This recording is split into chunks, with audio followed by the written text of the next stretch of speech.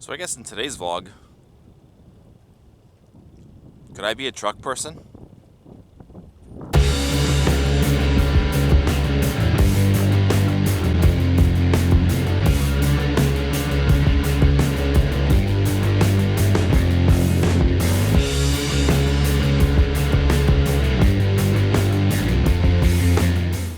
What's up everyone? Welcome to this installment of Mike's Vehicle Vlogs, and I want to thank you for joining me on yet this cold and slightly breezy early evening.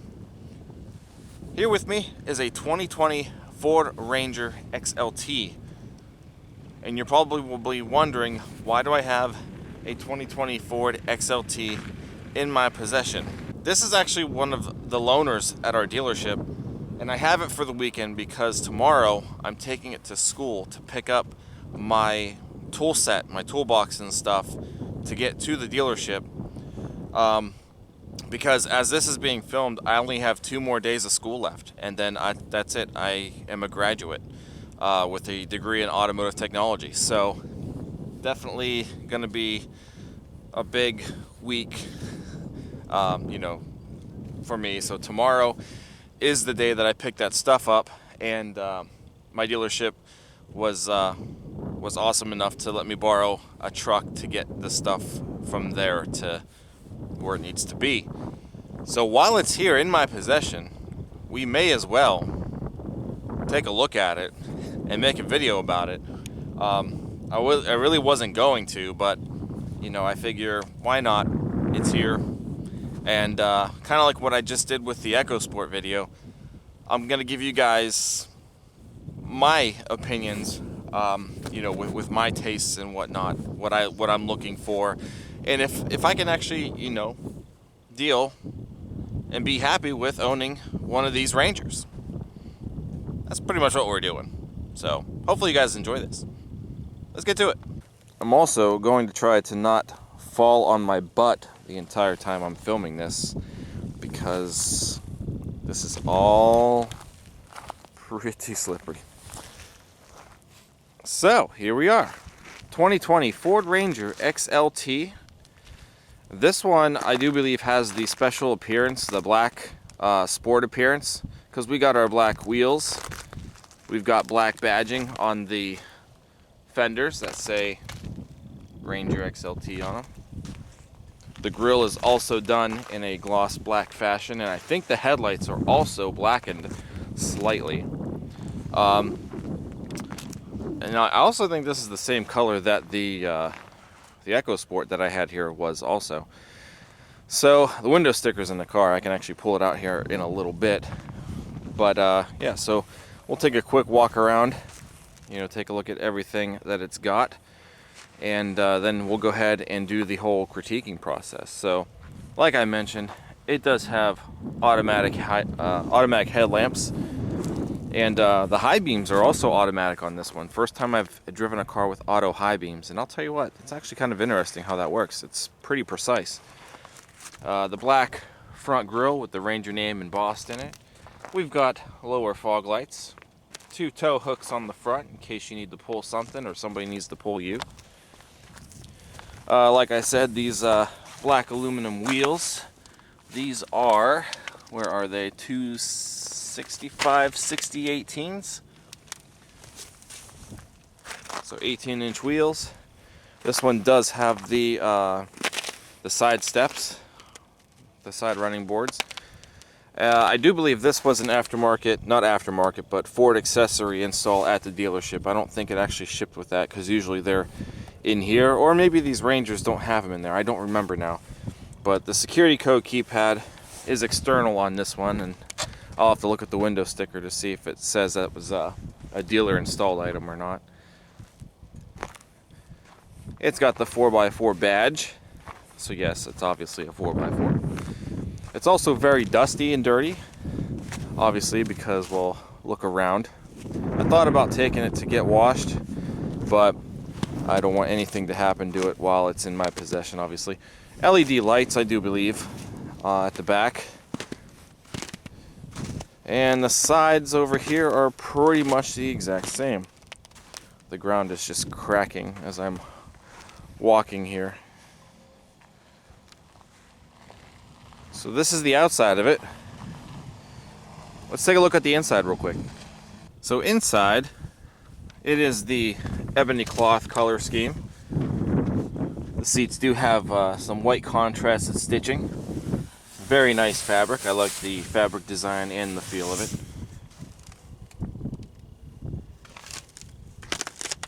Dashboard has you know, silver accenting all the way across. Travels to the door trim a little bit there. So we've got our door handle, door lock controls, window controls here, door pocket with integrated cup holder. The driver's seat and passenger seat, for that matter, are both manually adjustable in here. We do have lumbar support, manual lumbar support, and the seat can be heightened and lowered with this lever here. In the back, 3 more people can be seated back here. Not a whole lot back here.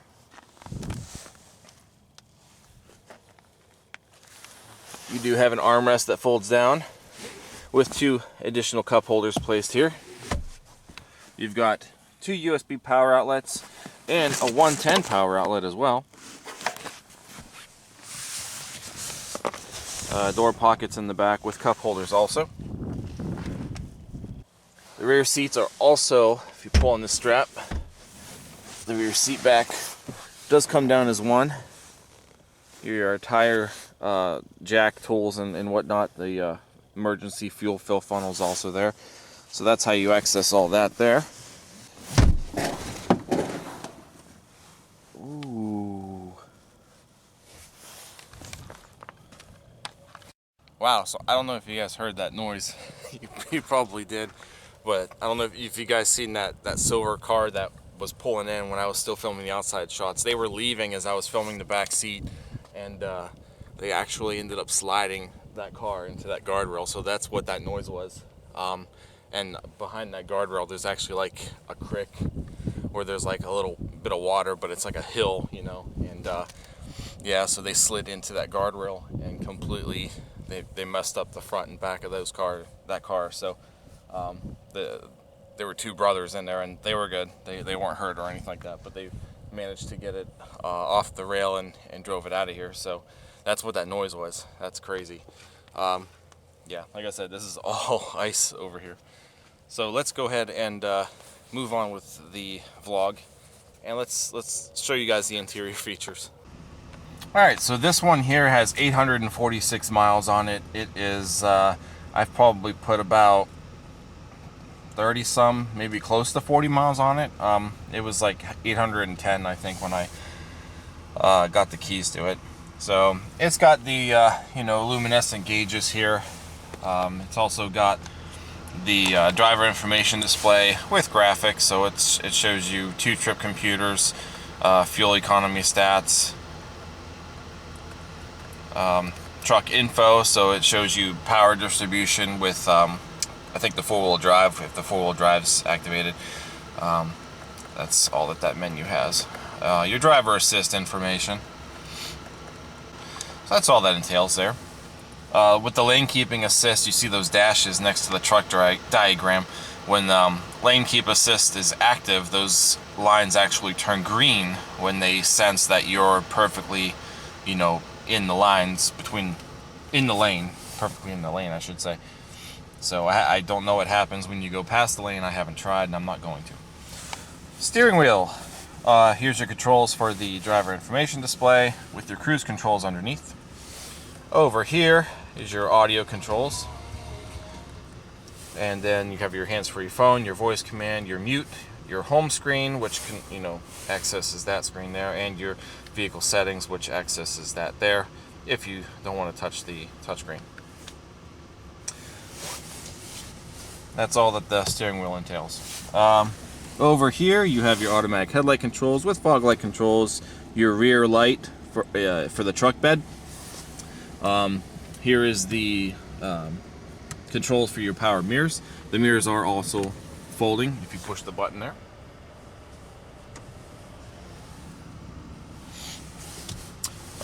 Turn signal stock, It's also got your lane keep assist control at the end of it, so you can turn it on or off if you wish. And your wiper controls there. This Ranger is equipped with the 8-inch touchscreen display that houses the Sync 3 infotainment system. I haven't really done anything with this particular one. I'm sure it's going to be the same as when I had the Echo Sport, but you know, it's got your audio. We got the Sirius XM going on right now. This one also gives you your climate controls. I don't have anything hooked up as far as phone. Additional vehicle apps, and of course your vehicle or system settings. All kinds of stuff here. Ford Pass Connect access, Apple CarPlay.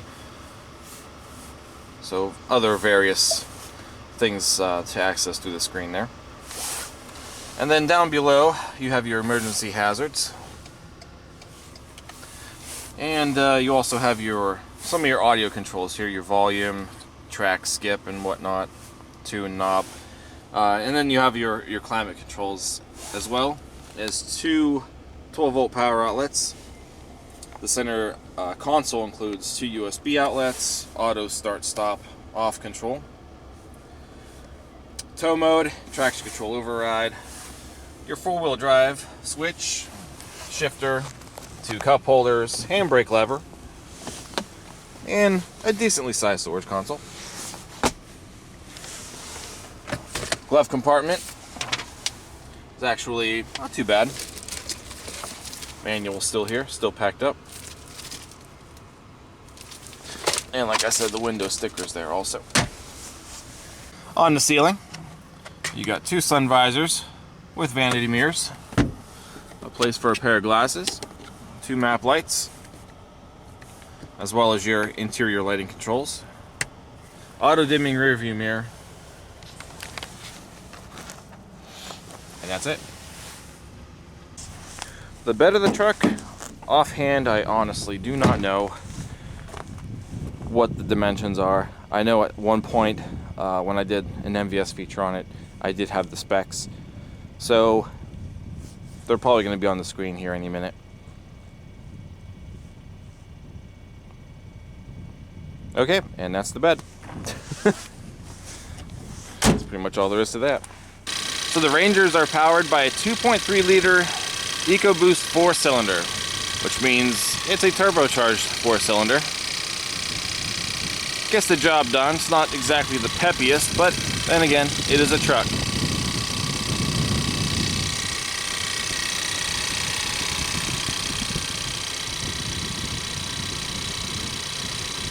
So the reason why I'm kind of wondering if I can be okay with a Ranger is because I do honestly like driving the F-150s. I've driven enough F-150s to know that I am pretty comfortable with driving them. I like how much room there is with the F-150. The Ranger is obviously not as big as the F-150. They are bigger than the previous Rangers, but nonetheless, they're not a full-size pickup is what I'm trying to say. I think you guys kind of caught that. So this is why I want to know if I would be okay with one of these. And here's what I've got so far to say about the Ford Ranger. I love the way the truck looks. I'm not going to lie. I think this is a very nice looking truck. When this truck was brought back, I think Ford did a awesome job at the design of the Ranger, and I'm pretty sure this is coming from the European Ranger that was still in production before, you know, Ford actually brought it back to the United States. So I love the way the truck looks. I think it's definitely a good looking truck, and I'm very satisfied with how it looks. Now, I am not a truck person. I don't own a truck. I've never had a truck of my own. But one thing that I would love about the truck is being able to carry larger items. I don't have any car at this point that can carry any bulk item. But that's why this truck is in my possession in the first place, because I need to carry a toolbox home. And this truck here isn't, you know, a great size. Now, that is one other thing that I do like about this truck is, honestly, it's not overly large. I think if I were to own it, this bed would be of decent size. I'm somebody who does not haul, you know, anything. Basically, if I had the truck, I wouldn't really use it as a truck like most people would. I don't do any contracting jobs, or I don't haul lumber, or I don't do anything like that. But having the truck of this size would be great, just to haul, you know, every now and again something bulky, like a toolbox. And there again, that is why I like my SUVs more, slightly more than trucks, is because, well, obviously with a truck bed, everything's in the open, and I'm not a huge fan of cab covers. Now, if it was one of those tonneau covers that went across the back here, then that would be just fine. But I'm not a fan of the large things that go over the cab entirely. So if it were my truck, I would probably have some sort of roll-up cover or something on there, because obviously if things are in the open, things get wet. Now, I also love the interior setup of the truck. You guys know how I am about the driving positions. I like to be higher up when I'm driving, and this truck is definitely higher up. It's actually higher than you would think. It doesn't look like it would be that high of a truck, but there's actually, you got a good driving position, you know, with this truck. So I'm definitely satisfied with the whole driving position of it. And I do like how, you know, there's actually a pretty decent amount of room up here, you know, up front. It's, like I said, not as big as an F-150, but it's definitely not, you know, for somebody like me who's about 6 foot, I am still able to drive this truck comfortably. Now, could I have the seat? Would it be helpful if the seat can go back a little further? Yes. The seat is actually all the way back, and I feel okay. I still have some legroom, but honestly, I could go a little further back. I could deal with this. All the controls are nicely placed. I do like that. I just think it's a very clean truck. So I give it a plus for, you know, again, with its interior looks also. So another definite plus in my book are all the features that came with today's Ranger XLT. And just about everything that we looked at in this truck is standard on the XLT. There's only a few things on this window sticker that were listed as optional equipment for today's model. So just about everything we looked at on this truck is standard. That's including the daytime running lights, the fog lights, the automatic headlights with the auto high beams. Auto high beam is standard feature.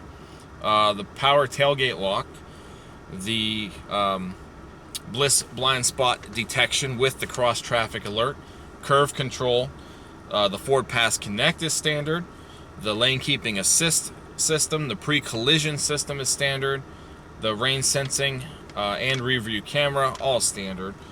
The Sync 3 8-inch touchscreen is also standard feature. The only things that were really optional on today's model were the well, this color was actually a little extra. The rapid red metallic tinted clear coat. The black appearance package was one of the options, and that's including the 18-inch wheels, the spray and bed liner from Ford, and the black running boards. This also has the optional remote start, the trailer tow package, and that securely code keypad on the driver's door. So that's pretty much all of the optional equipment that's on this truck. Everything else on this truck is all standard, so that really is not bad at all for it being an XLT model. So another definite plus for when you're having a truck is the four-wheel drive. I know I say it I've said it many times before, if it's a front-wheel drive car, in my book, I don't need four-wheel drive, because the front-wheel drive is usually taken care of pretty well. The only time you really need four-wheel drive, in my opinion, is if you have a vehicle that is usually rear-wheel. This is a truck, so of course it's got rear-wheel drive. So this has a 2-speed transfer case. It's got 4 high and 4 low. Definitely going to be kicking it into one of these probably, so that way we don't end up crashing into that guardrail, much like those young kids did. I actually feel pretty bad for them. I'm glad that they're okay though. Visibility in the truck really isn't all that bad. You can see out of every window for the most part. Even if you're looking back this way, you can pretty much see. We do have large side mirrors that help you, and as mentioned a few times already, we have our blind spot indicators on the mirrors with our Bliss blind spot system. So if somebody is in the blind spot, the little light on the mirror here will light up to let you know, hey, don't move over yet, stupid. And also with visibility, the rear backup camera is pretty large, pretty clear. You can zoom in if you're trying to hook a trailer up to the little hitch there. There's not really a hitch there yet, but the place for a hitch. And it's got the little diagram also, so if you start getting too close to something, this will turn either green, yellow, or red, and it's going to start beeping at you to tell you that you're getting close to something that you shouldn't be that close to. For it also being, you know, a pretty, like a compact sized truck, mid-sized, you know, truck, there is actually some pretty decent amount of space here in the car. Like we looked at, glove box is actually pretty decently sized. The center armrest is deep. It's not the widest, but you know what? You can fit a lot of crap in there. Same thing with the back. Back seat passengers, depending on who is tall in the front, you know, the leg room might be kind of tight for taller persons back there, but nonetheless, you still got enough room, I think, to sit comfortably in the back there. Now, the obvious con that I've mentioned in, you know, other videos with these newer cars is, for me, there's no CD player. The days of the CD player are long gone with the days of the cassette and 8-track players of your automotive sound systems. And, you know, like I said, you know, it is slightly a big deal to me, only because of the fact that I still love CDs. I still have a lot of CDs that I listen to in my cars. So it's I actually would like to have a CD player still. Now I know, you know, if I were to ever own one of these vehicles without them, they make portable Bluetooth CD players, so we can actually sync our, you know, Bluetooth CD player through the Bluetooth system of the car, and I could go with that. So I can find a way around it. It's not a make or break, you know, situation when it comes to that. This having, you know, Sirius is definitely something that I'd probably end up subscribing to maybe one day, because there's all kinds of stuff on Sirius, you know, and there's a lot of stuff on here that I can listen to that I like, and I could deal with that. Now, the one thing that I didn't try with this specific truck, like I did when I had the EcoSport, was hooking my USB device through the system to play my actual digital albums. And one problem that I had with Sync 3 with the EcoSport that I last did was it doesn't really play the album track listing in order on the album. It usually will play them either in alphabetical, or it'll probably shuffle them. And one thing I like to do is listen to an album from beginning to end. So if you go through the sync system and pick an album to listen to, and you look at the track listing, it plays it in alphabetical order, by song in alphabetical order, and not by the actual track number. I found a way around it with the last one. Big deal? Not really. Just something to get used to. That's my only gripe with this system so far, I do believe. So we're going to go ahead and put this, we're just going to put it in 4 high. 4 high comes up on there. And we're going to go really slow and careful down this hill, so we don't end up in the guardrail. like those last fellows did. It is pretty steep, actually. We're also going to try to stay away from the guardrail. But we also don't want to go off the road here also. There's a dip over here. Surprisingly enough, they didn't do any damage to the guardrail. That's impressive, because they hit that thing pretty hard. There we go. We're past it now. All right. So now, since the streets are pretty dry, we're not going to drive it in 4 high. We want to put it back in 2 and go from there. Now, as far as driving the Ranger, I actually like driving this thing. As I've already mentioned, the driving position, the seating position, is nice and high. You can actually go a little higher if you want with the seat, but I don't want my head to touch the ceiling, so we're not going to go that high. But, you know, it drives nice for it having some, you know, larger tires and such on it. The truck is actually pretty quiet. I know the fan is actually, I'm pretty sure it's actually connected to the serpentine belt on the engine. So, you know, you hear the fan outside. It makes it sound like a huge truck, even though it's only a little 4-cylinder. But inside, if I turn the heat down more, you really don't notice it.